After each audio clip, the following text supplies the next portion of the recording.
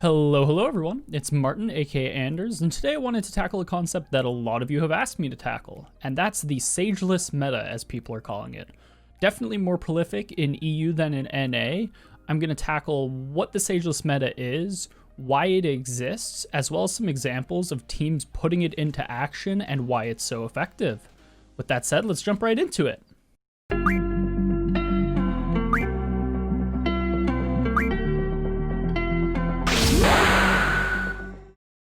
Before we dive into more of the specifics like the compositions that are used when playing Sageless, I wanted to cover the teams who have been showing it off. The team that was really the unofficial bleeding edge of pioneering this composition was EU's Fabrica. They started running Sageless compositions well over a month ago, and really threw a wrench into the way that EU as a region was playing the game. While numerous other teams have picked it up since, the only other team in EU that really is playing it on a highly frequent basis is Bonk. If we flip over and look at the North American side of things, adoption is quite a bit more widely spread, with TSM, Gen.G, Envy, the previous Together We Are Terrific roster, and Charlotte Phoenix all using it on a relatively regular basis.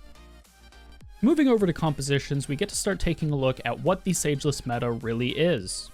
We have here the top 3 Sageless compositions that have shown up on a recurring basis over the past month and a half or so. If we take a look at how Valorant is being played at a high level right now, the overwhelming majority of teams tend to run with Sage. Even beyond just running with Sage, they typically run double Sentinel, with Sage and Cypher being the core of most rosters. The remaining slots on the teams are typically filled by an entry, be it Breach or Phoenix, a controller, Brimstone or Omen, and the 5th slot typically being filled by a flex, either a Raze or a Sova. Whereas Sageless compositions naturally break that mold, where you're no longer running that double Sentinel, it opens up compositional variety quite a bit. If we take a look at this top composition, for example, it's running single entry in Breach, single controller in Omen, single Sentinel in Cypher, and then double flex. If we take a look at the second composition, it runs on a similar model. Single entry, single controller, single Sentinel, double flex. This last one, however, highlights how much more flexible these compositions can be, where it's running single entry, double controller, single Sentinel, single flex.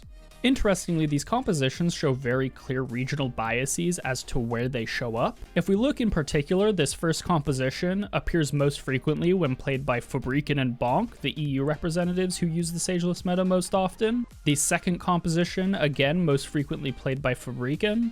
But then that third composition where we see Phoenix is most typically played by North American teams, with TSM and Gen.G being the most frequent users. Beyond just those 3 compositions, however, there's obviously going to be a significant amount of nuance to how certain teams approach using these compositions.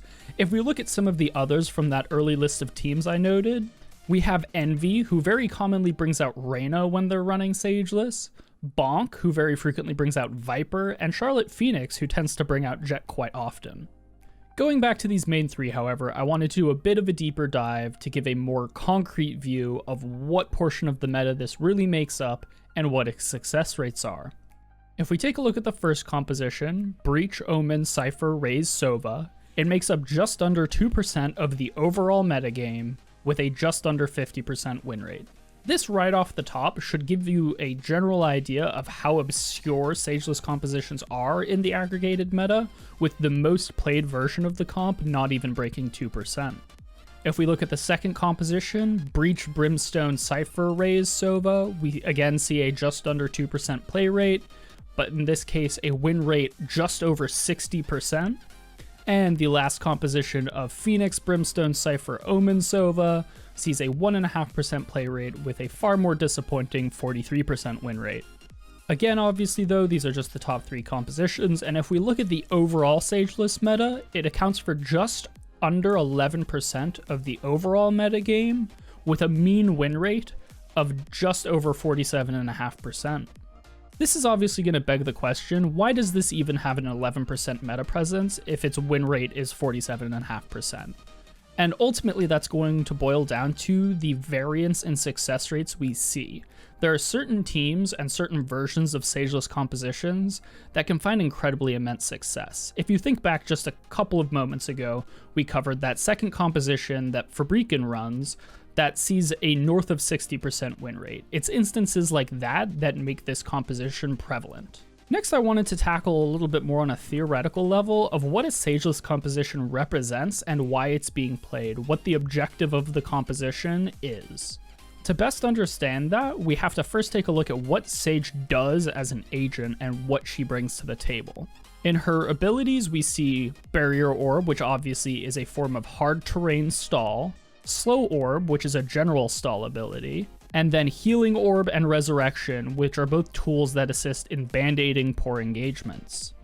If we isolate the first two of these abilities, you see that a large portion of Sage's kit is dedicated to defensive stall tactics. If we take that and assume that our overall playstyle preference is going to skew towards defensive stall, we can then look at the exact opposite of it to determine why we would necessarily want to be playing a sageless composition. If we take the other side of the coin from defensive stall, we end up with aggressive proactivity. Aggressive proactivity, at least in a playstyle sense, can then be divided further into two subcategories of counteroffensive play and retake play. Using these as the two categorical areas of play that we want to lean into with sageless compositions, I wanted to jump into a couple examples of sageless compositions in action using these exact tactics. To kick that off, I have a clip of Envy, the previously Together We Are Terrific roster, showing off some very powerful counteroffensive tactics using Reyna on Ascent. And here's the first round of TenZ and the Judge. He's been favoring this A side, and they are playing close angles this time. Caboose, they might look to do the same setup they did on Pistol Round, but no, they won't lurk out this time, as there's people there. Gotta be careful though, TenZ can be so dangerous with that, even though the rest of his team doesn't have much, but it's a Reyna Lear through. Whoa. And the dash forward will not combine. TenZ is a little bit too late. In this situation, we see what is quite literally the polar opposite of what a Sage using comp would typically do. Instead of playing deep defensive stall tactics, they are actively running forward into the attacker's side. If we look at a specific breakdown of the play, we had Cypher, Sova, Jett on the attacker side pushing into them, and Reyna and Cypher pushing from Envy's side. The round opens with Sova double bounce shock darting the main archway at A, and Cypher camming his way so that he can look down A main towards Wine.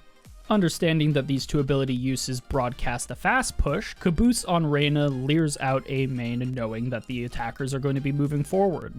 Finesse on Cypher peeks with the Reyna leer and immediately takes down 2 for free.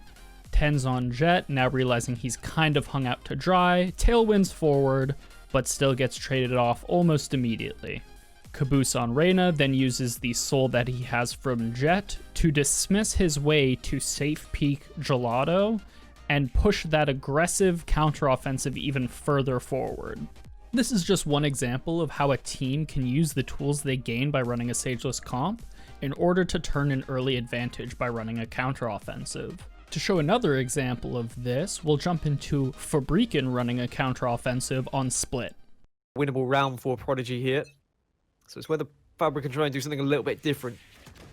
It does look like they are going to push heavily towards A here. Okay. They will be greeted by 2 players, but they're high up on the wall. Zipan gets 1 onto Pura, and Latex follows up getting the second. So the push has been successful, means they'll take the op off of Lucker as well. In this clip, we see a far more interesting counteroffensive play out due to a unique strategy that's being employed by Prodigy on the attacker's side. We have Brimstone, Raze, and Reyna from Fabrica's side pushing forward through A main, and they're pushing into Sage and Cypher on the attacker's side. The round starts with Lucker on Sage boosting both himself and Cypher up to take an angle onto A main. However, we see a Brimstone smoke coming out from the defender's side in A main, feigning a sort of traditional defensive stall tactic that you would expect out of most compositions. That smoke, however, as we're aware, isn't being used as a defensive tool as it traditionally would be, and is instead being used to mask the forward movement of this counteroffensive. Carrying on, Cypher cyber cages the central ramp onto A main, presumably to try to stop any sort of aggressive counteroffensive like this. However, it's all for naught as the Fabrican players carry forward as if nothing has changed. As they exit the smoke, the Fabrican players get the drop on the two Prodigy players, with Cypher trading Reyna as he is traded by Raze, and Lucker on Sage being forced to drop down into the A lobby nook. Now completely cornered, Lucker is flushed out by a Raze paint shell as Brimstone moves forward to trade him directly. Again in this situation, we see a 2-for-1 trade, netting the aggressive Sageless composition an early advantage. Moving on, however, I wanted to take a look at the second part of this equation, where we've now established what counteroffensives in a Sageless composition might look like. Let's take a look at what a retake may look like. But maybe going to look for something really hyper-aggressive here. Looks like it's going to be A as the option. Yeah, all 5 of them there. Defensive line from the side of Fabrican, but it is an op that's going to be available for them. The Leah comes out just to block the vision. Incin does so much damage to everyone. Hip is going to pop Empress here and then get aggressive, but unfortunately walks straight into the bullet of Shadow. Ryan will be able to pick up that op as a reward for getting the kill with the Sheriff, though. As the spike down, and now the retake has to happen. Zipan has the Phantom to work with, but Pora an op right through the corner of the wall. This is still winnable now for Prodigy, even with 2 players weak, but as I say, that Pora going down is going to be a real problem for them. The Sheriff shots don't connect from Rhyme. Turco gets 1, but he will fall to Meadow. And Fabrican will get the defuse. A good effort from Prodigy, considering what they had to work with in that round, but Fabrican again just holding strong. It was unfortunate there. Obviously, Hip. Before we jump into breaking down this replay, we first want to take note of something that's extremely important, and that's what tools Fabrican gains access to because they aren't running a Sage. Something that's mentioned very frequently, especially when discussing the op meta, is that because of the amount of utility that's required to counter ops and counter aggressive pushes, whenever you're looking at a retake or a post plant scenario, you're generally not going to have enough gas left in the tank in order to effectively pull it off. What Fabrican and a lot of teams running Sageless compositions do is they are far more willingly going to give up a site, understanding that they would rather hold their utility and use it in a retake than use it trying to stall. It almost becomes a question of, do we choose to use our utility when we're re-executing and retaking the site, or do we fight the losing battle of trying to keep them off? But enough about that, let's hop right into the replay. Fabrican starts the match out with a 3-0-2 defense configuration, with Cypher playing on-site B, Reyna and Raze playing mailroom, Brimstone playing A heaven, and Breach playing screens. On the attacker's side, we have Prodigy playing with their full 5 in A main. At the start of the round, we see Fabrican's Brimstone smoke A main, while Prodigy's Cypher answers with a Cyber Cage onto the central ramp of A main. Prodigy fast pushes through the Brimstone smoke, using their own Brimstone smokes to completely lock out the lines of sight from screens and A heaven. They then leer out of that previously mentioned Cyber Cage in order to push onto site. Once on site, Prodigy's Raze immediately starts playing Hell as their Sage goes to plant, and the remaining 3 members fast push screens in order to establish site-wide dominance. When they get to screens, however, they encounter Fabrican's Breach, who trades onto Reyna as he is taken down by Cypher. As this has all happened, however, Reyna and Raze from Fabrican have rotated through ropes and are now in A heaven, and Cypher is quickly making their way through defender spawn to A as well.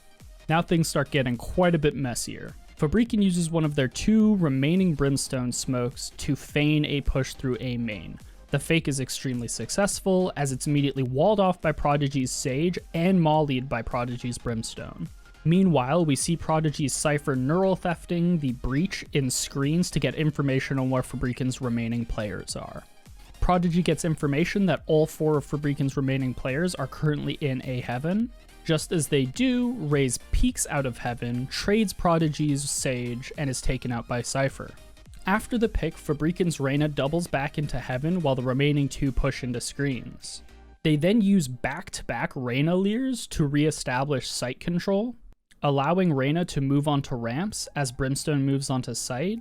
Reyna takes out Cypher, Prodigy's Brimstone takes out Fabrican's Brimstone, and as Fabrican's Reyna dismisses her way off of heaven, she finds that Raze that was playing Hell. Following that, Prodigy's Brimstone immediately trades out the Reyna, and is traded from behind by Fabrica and Cypher, who had finally pushed out of screens.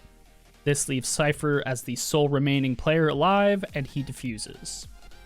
If we throw back to what I was saying at the beginning of this replay, we see a lot of what I was talking about when I said we need to frame things in the context of the utility that we gain access to by not taking a Sage. In all reality, if we look at compositions that are common in Europe, the agent that was most likely a Sage here was the Reyna, and Reyna's utility, as we saw, both the Leers and the Dismiss in order to take site, were instrumental in their ability to retake. It's this kind of reward for sacrifice that makes Sageless compositions reasonable.